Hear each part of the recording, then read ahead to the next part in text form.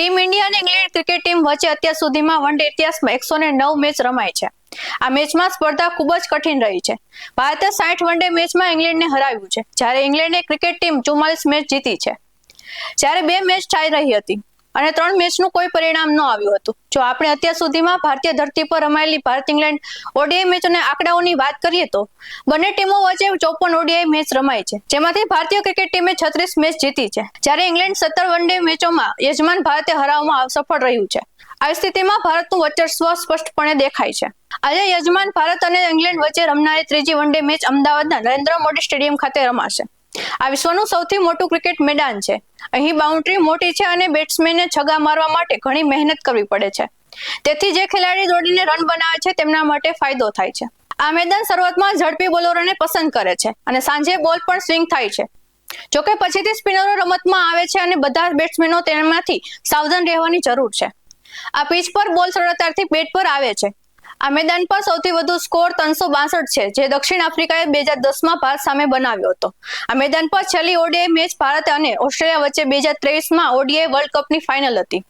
આ મેચમાં ભારત ફક્ત 240 રન બનાવી શક્યું હતું અને ઓસ્ટ્રેલિયાએ આ લક્ષ્ય સરળતાથી પ્રાપ્ત કરી લીધું હતું અને વર્લ્ડ કપ જીતી લીધો હતો। ગ્રાઉન્ડના આંકડાઓની વાત કરીએ તો તેના પર અત્યાર સુધીમાં કુલ 31 ઓડીઆઈ મેચ રમાઈ છે, જેમાંથી 15 મેચ પહેલા બેટિંગ કરનારી ટીમે જીતી હતી અને 16 મેચ પીછો કરનારી ટીમે જીતી હતી। આવી સ્થિતિમાં ટોસથી બહુ ફરક પડતો નથી। આજે અમદાવાદમાં હવામાન કેવું રહેશે?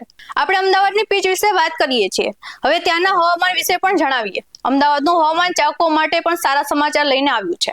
ખરેખર મેચ દરમિયાન વરસાદની બિલકુલ શક્યતા નથી। અમદાવાદમાં મહત્તમ તાપ 32 ડિગ્રી રહેશે, જ્યારે લઘુત્તમ તાપમાન 16 ડિગ્રી સુધી રહી શકે છે। ભારત અને ઇંગ્લેન્ડ વચ્ચે ઓડીઆઈ સિરીઝ રમાઈ રહી છે, જેથી ત્રીજી મેચ આજે અમદાવાદના નરેન્દ્ર મોદી સ્ટેડિયમમાં રમાશે। દરમિયાન આજે લોકો ટ્રાફિકમાં ન ફસાવું એ માટે એએમટીસની વધારાની 400 બસો દોડાવવામાં આવશે, જેમાં 13 રૂટની 79 બસો અને 5 રૂટની 25 બસો દોડાવવામાં આવશે, એટલે કે કુલ 18 રૂટ પર વધારાની 104 બસો આજે દોડાવવામાં આવશે।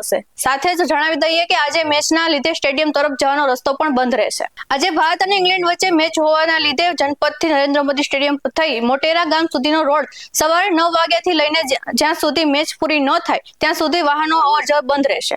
આ રસ્તો બંધ રહેવાના કારણે વાહન ચાલકો તપોવન સર્કલથી ઓએનજીસી 4 રસ્તા થઈને વિસ્તૃત જનપથ થઈ અવરજવર કરી શકાશે। આ સિવાય કૃપા રેસિડેન્સી શરણ સ્ટેજ 4 રસ્તા થઈને ભાટ કોટેશ્વર રોડ થઈને અપોલો સર્કલ તરફ જઈ શકાશે। મેટ્રો પણ મોડી રાત સુધી ચાલશે।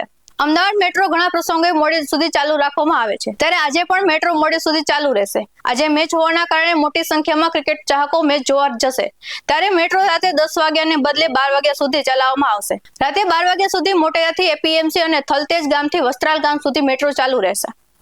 આવા જ વધુ અહેવાલ સાથે મળતા રહીશું। તમે અમારી યુટ્યુબ ચેનલને સબસ્ક્રાઇબ કરવાનું અને અમને ફેસબુક અને ઇન્સ્ટા પર ફોલો કરવાનું ભૂલશો નહીં। બાકી અવનવી અપડેટ્સ મેળવવા માટે આપ જોતા રહો BS9 ટીવી ન્યૂઝ। નમસ્કાર।